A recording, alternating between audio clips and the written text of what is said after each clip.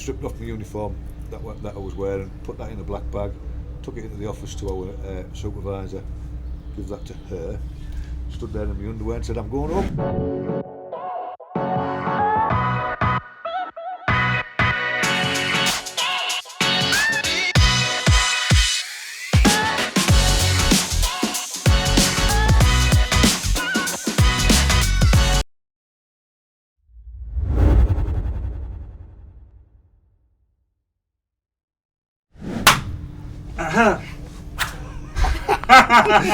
We haven't even started yet and we're laughing. Was that your clapper?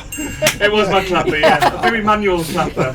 I'm hoping for something a little bit more glam. Harry Cheryl, thank you for joining us on the podcast. Welcome, it's nice to see you. Thank you for inviting us. Yeah, lovely. What a setting here at the Yacht Club in Didim. Absolutely stunning. We couldn't have a more spectacular backdrop. Well, what a week it's been. I mean, I think it's 6 days, about 12 or 13 hours earlier. Harry, you approached me in a bar on the front. It was last Friday evening, and said, "Are you James?" It sounds pretty I was like, bad. "Yeah." I was like, "That's a Middlesbrough accent, if I've ever heard one." He said, "Oh yeah, I'm from Borough." He said, "Have you got one?" To bring everybody up to speed, we adopted a dog. 11 unexpected puppies later. And we had one that was available, and you spotted it online and said, "Have you still got that dog available?" And I hadn't, because it had been taken. And then Saturday we had some unfortunate news that the potential owner had to pull out. So I got straight on the phone with you, and come Tuesday you were around and having food and taking him. So what once was Depp, then was named Howell, and now he's Cooper. Cooper. So what Cooper a week. dog. What an absolute week. And it turns out that Harry used to work security at my stomping ground in Yam, Tall Trees, the UK's biggest nightclub. So 20 years ago, when I was in my heyday, you were literally on the doors, and I do remember you. Yeah. I'm a bit overwhelmed by this week, if I'm honest with you. It takes a lot for me to be overwhelmed. But what brings you to Turkey? You know, how on earth has brought you here for us to meet and have this mental week? We've been holidaying here for 15 years, 20 years. Over 20 years. 20 years, yeah.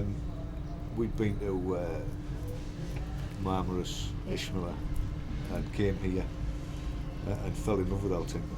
And we were looking for property, just for the holiday property. Yep. And we used that with our children till they grew up and stopped coming over. And then for 7 years, 8 years, we've been coming over on our own, haven't we? Yes, yeah. And then I worked on the ambulance service and retired at 60, and we said, well, let's go, you know. And literally we retired on December the 9th, and we came out on January the 28th, and that was us done. That was 2 years and 5 months ago. 2 years and 5 months. You do. We had a conversation, and you were adamant on this on your 60th birthday. Yeah. That was it. You were going to retire, and Yeah. wasn't there a story? If you worked a couple more months, Yeah. it worked. If I'd worked till the end of January, I would have clicked over another year. Whereas when I left, I'd done 37 years and 11 months. If I'd have waited till January the 4th, I would have done a full 38 years. So that would have given me extra money on my pension. It wouldn't have been a lot, but it would have been that bit extra. And apparently that matters to a lot of people. And I was like, no way, I'm going. Did you literally leave? You handed your gear in and left in your underpants. Yeah. Is that right? Yeah.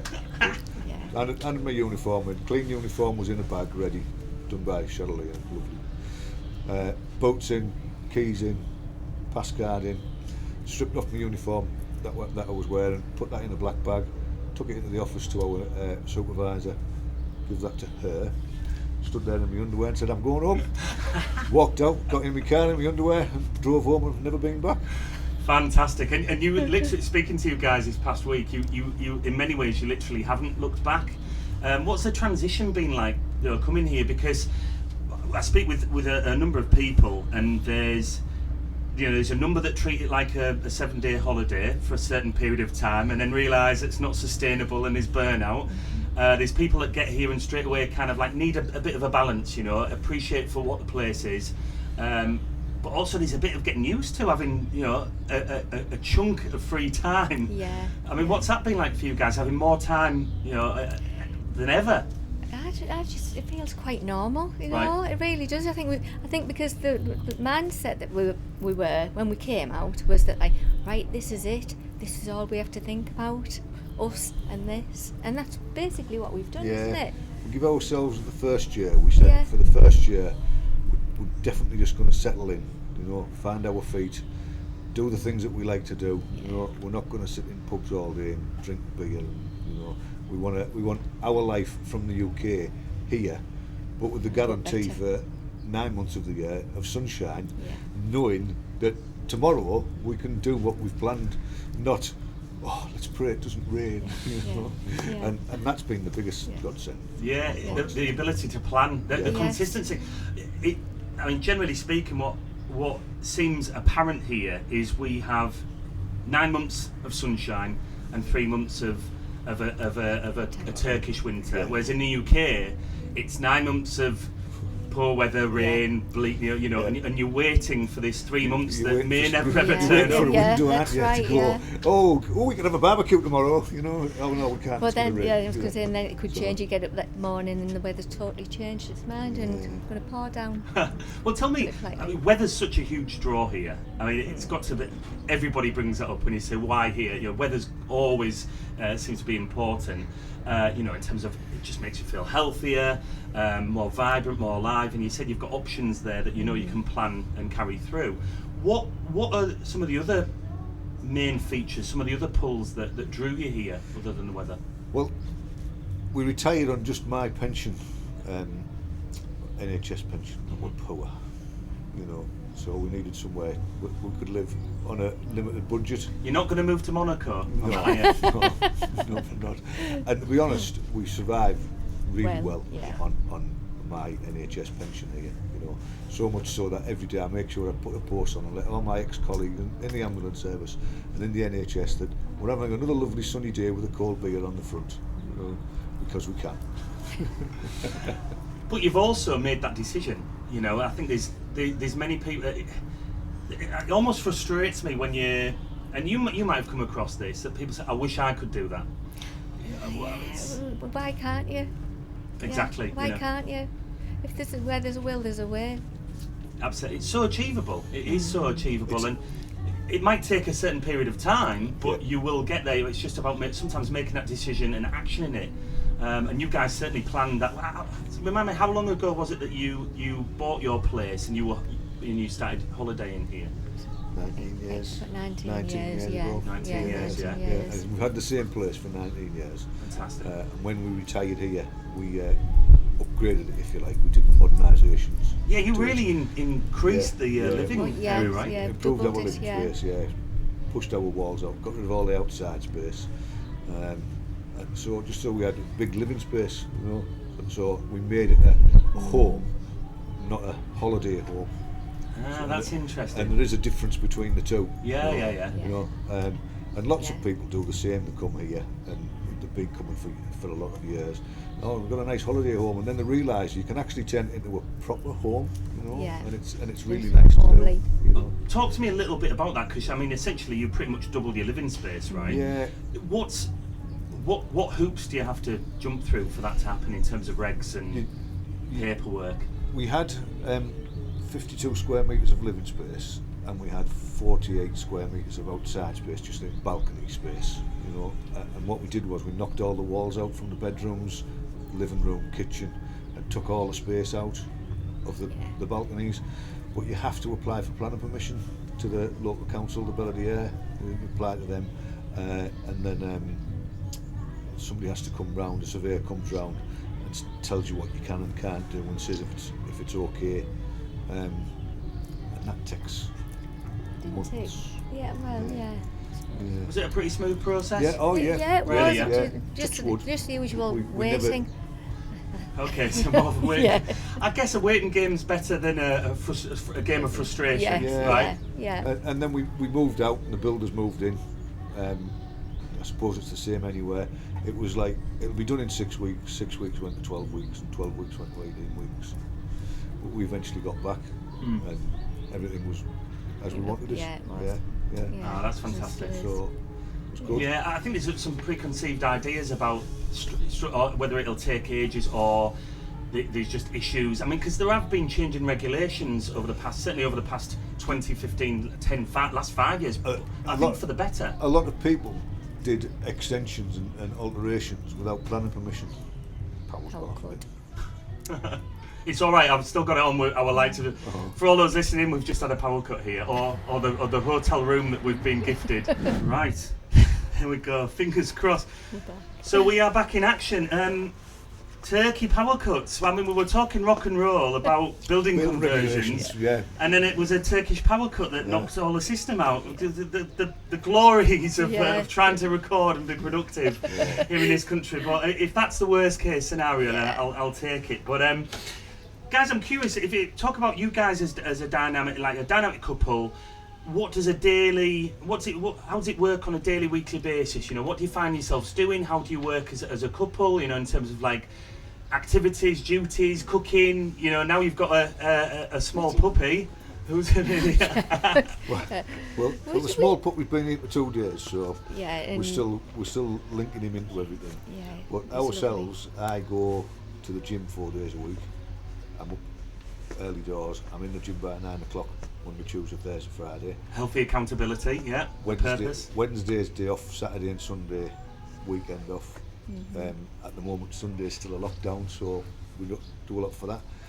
But generally, we do things together, don't we? We go we decide most of the time on the morning. Yeah. Like, what should we do today? Where should we go?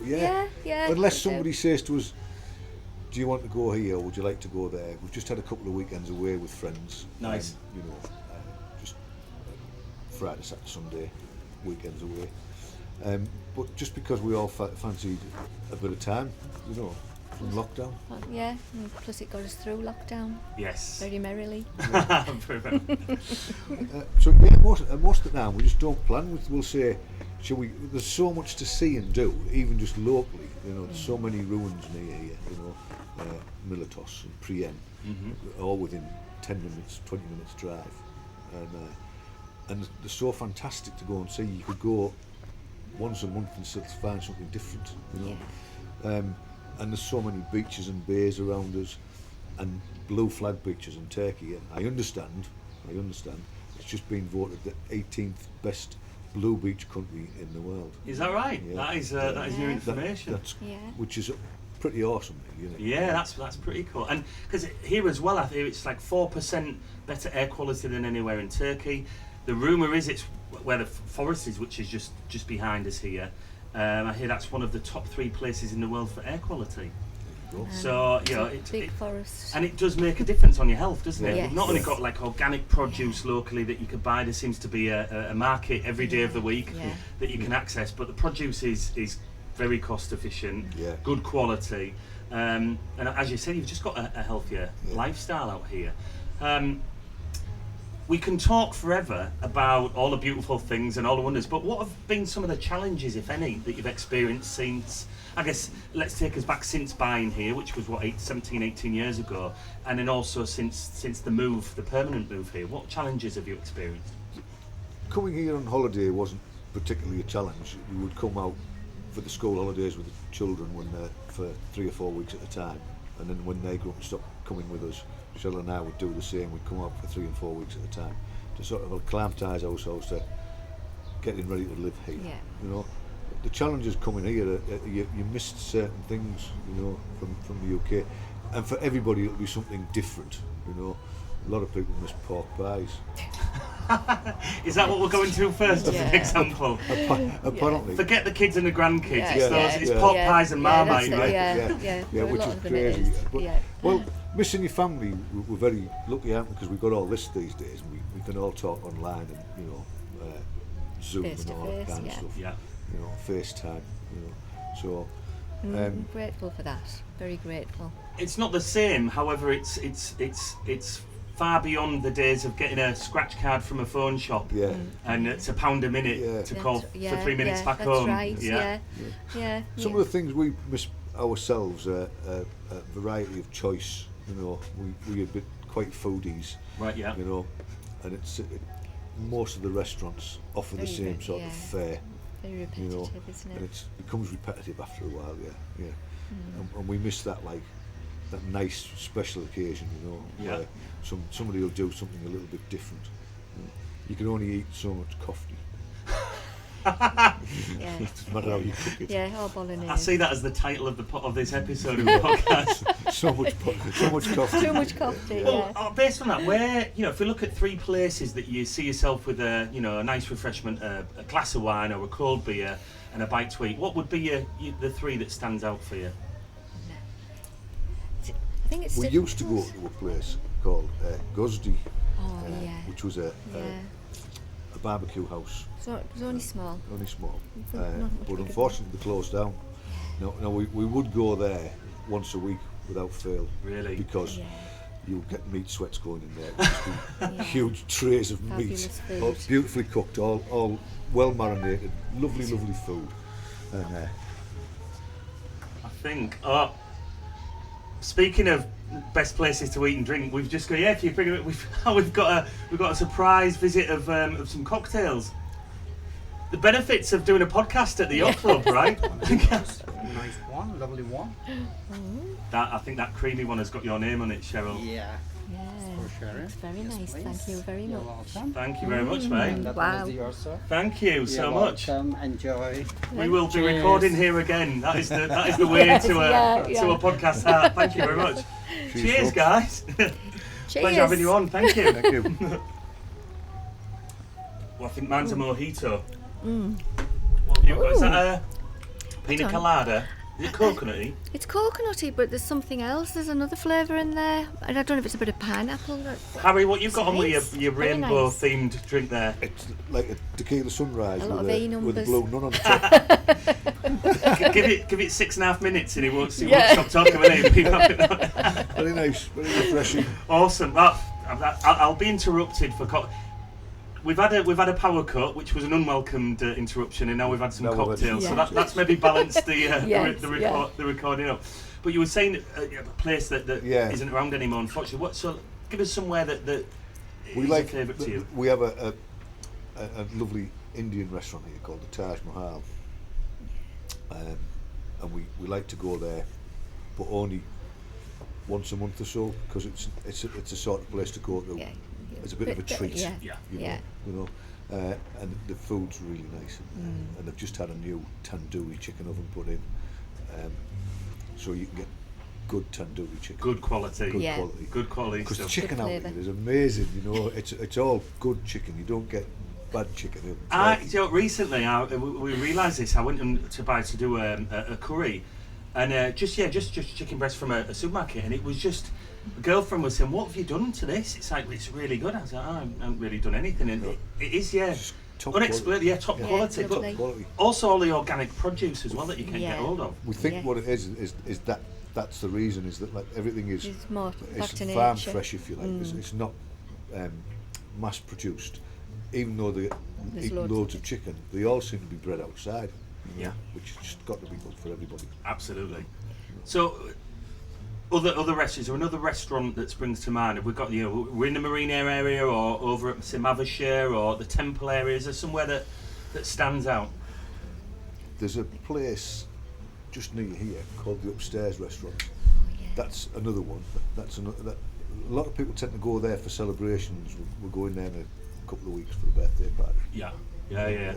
Well, with the view that we've got in the background here, and those people who are purely listening to us on the podcast with audio, we've literally got millions upon millions of pounds worth of yachts in the Yachts. background Yes. here in the marina, and upstairs has pretty much the same view, doesn't it? Yeah. And there's a lovely corner area you can get there, and the steaks are beautiful, and the good wine at that place as well. Speaking of Turkish dishes, what's your favourite Turkish dish? It sounds like you've got an overload of kofta, so what do we want? I don't think I have a favourite. No? Have a favourite No, dish? not Turkish. I can't say. We We like- like to try anything and everything. Yeah. But I can't say. Yeah. You a fan of the mezes, Turkish tapas? Mezes, yeah.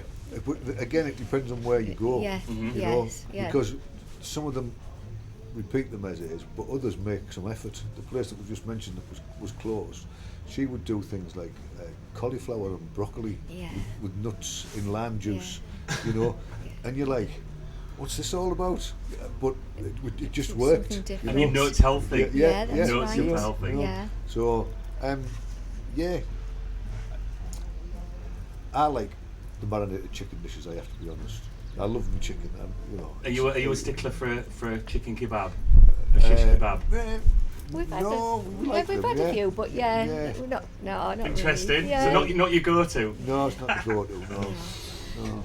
Well, we'll switch it a bit. Tell me about just the community here. What have you got? Are you guys members of any kind of clubs, or do you have a solid friendship circle? And what is that like? Because many people coming out here, I guess many people come on holiday. They're already tapping into quiz teams and things like that. But it's a bit different once you settle, right? Once you're here longer term. We've been here 2 years and 5 months, and our social circle is still growing. Yeah, you know, it is. as I say, for the first year, we just decided that we were just going to be yours. We're going to get ourselves settled. Feel our feet. Make sure we didn't want to go back to the UK. And we were happy. But social-wise, well, as you've just mentioned, there must be a quiz on in one of the pubs somewhere every day of the week. You know, there must be. We play bingo. We've got the dart. When they're allowed, they've got karaoke days, haven't they, and things like that. But at the moment with COVID, you can't have karaoke because you can't play past the mic. Are you missing the karaoke? No, there? we aren't. No, we're not great fans. So where I was going was, there's that sort of thing available if you want it, but there's also lots and lots of other things that Expat does. There's walking groups, there's cycling groups. We are members of a darts club, Didim Darts Club, which is in a bar called Yasin's. Yeah. Is it in the basement? It's in the club? basement, yeah. And we have a big membership of expats in that, and most of the bars have a team in. And in the winter, when it gets going properly, we have a proper league. You know. Do you have the shirts? We have shirts. Yeah. Oh, with the Didim Darts. Yeah. We have all shirts, and some of the bars have their own shirts as well. Awesome stuff. And we play a proper league, you know, and at the end of the season, whichever bar wins will put a presentation night on and get your trophies and whatever else. And we have what they call a friendly league, because it's competitive no matter what. Well, you have got sharp instruments in your hands, haven't you? If things kick off. And that's meant to be just be for fun, and then we have a more competitive league where people will come along to play 3 or 4 legs at a time, as in a proper darts game. Whereas the friendly league will all just play 1 leg each. Right. Okay. And Yeah. It's supposed to be for fun, but some of them. I was going to say that the Turkish really take it seriously. We have quite a few Turkish darts players. It's become quite a popular thing. Yeah. And the chaps that run the place have got Turkey as a whole interested in darts, and they have tournaments, and there's English teams come over to play now. And we're hoping if things go all right, we're going to have one of the British darts teams come over to Didim. You could do a podcast on that. You could come there. We could do a That would be podcast on that. That would be awesome. Do you think there's opportunity to squeeze my way into being the umpire with a microphone? Yeah, without a doubt. That would be. I tell you what, I've been an 8-foot frog mascot on a women's Premier League game in England. Taking a penalty against Scotland. That was ticked, and I've done the skydiving and bungee jumping for that. But to be a darts umpire would be like that. Would be an awesome one. I mean, do you think in advance would be allowing fancy dress in the audience? Like what's Ali Pali? Is it? Yeah. Do you think we could make the Turkish Ali Pali? Our audiences aren't very big.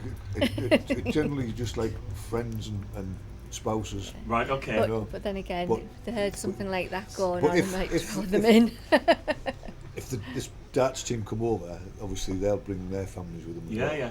And the venues, as you know yourself, you get 50 to 60 people in, you know. And you fill them. Yeah. You know. So our darts club is quite big downstairs. Could maybe get 70, 80 people in, and we have 6 darts boards down there, so we could get a good tournament going. You know. Well, there is. I don't know if you guys are aware. You know, there's an amphitheatre about to be built in the forest, and I mean, I might be missing, but I think there's 3,500 seater amphitheatre Right. that's going to be like a multi-million-pound. That might be getting a little bit in front of us. Well, look, I think like if you aim high and we drop down a bit, I think we're still winning. So I mean, that would can you imagine in the future? Yeah. International darts tournament here in Didim. You've heard it here first. Yeah, it would be good, wouldn't it? Yeah, would be. Well, so before we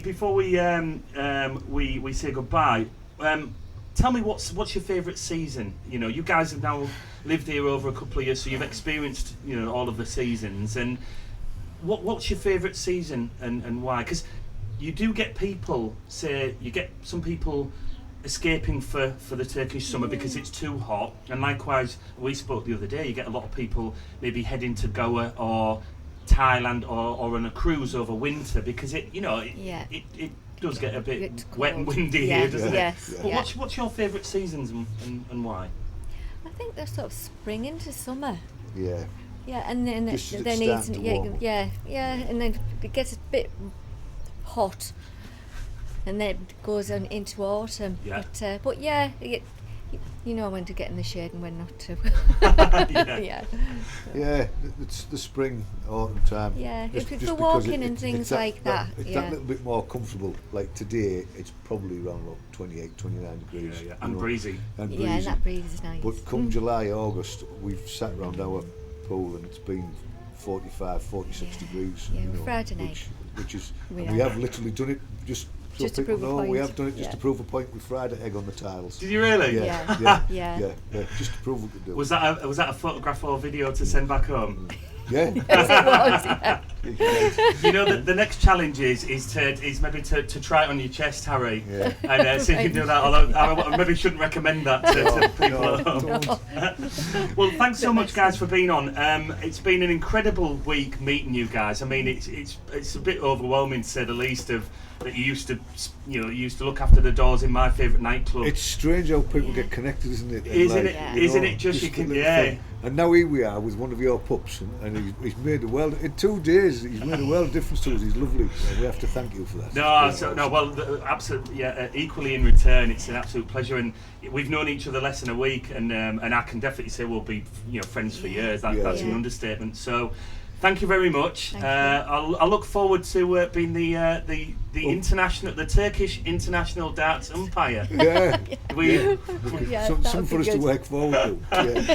Thank you very much, guys. Much Cheers, appreciated. thank you. Thank you.